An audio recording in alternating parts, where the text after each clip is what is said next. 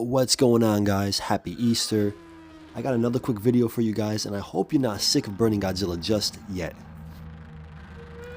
I was sent this 30cm X Plus Sakai burning Godzilla to do some plastic surgery and to mod this guy to have a closed mouth.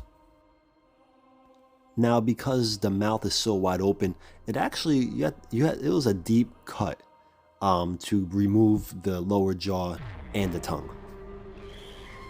Once I glued the lower jaw into a closed mouth position, there was a really wide gap that was left and missing because of what I removed.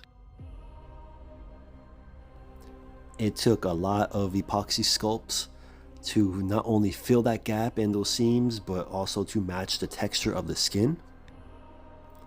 But it's not my first rodeo doing this. I've gotten pretty accustomed to working my way around these. And it ended up looking perfectly fine.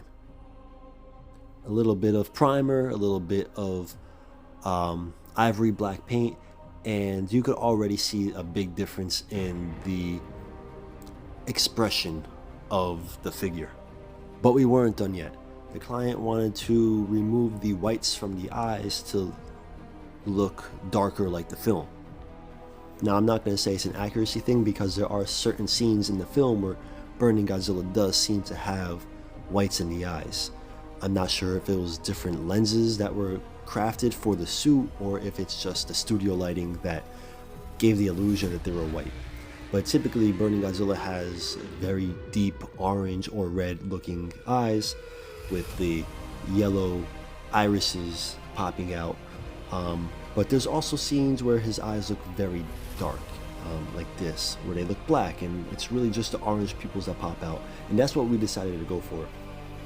And man, this is such a great design. Like, what a cool looking classic Godzilla suit. And this is what the final product looked like. Not a lot of work at all, but a huge drastic difference. All in all, this was probably one of the easiest customs I've ever done.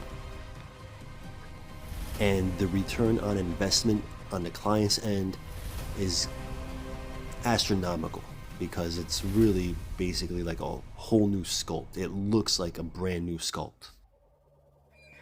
I always thought the jaw was a little too wide, the roaring was a little too lanky looking, and now this thing looks menacing as hell.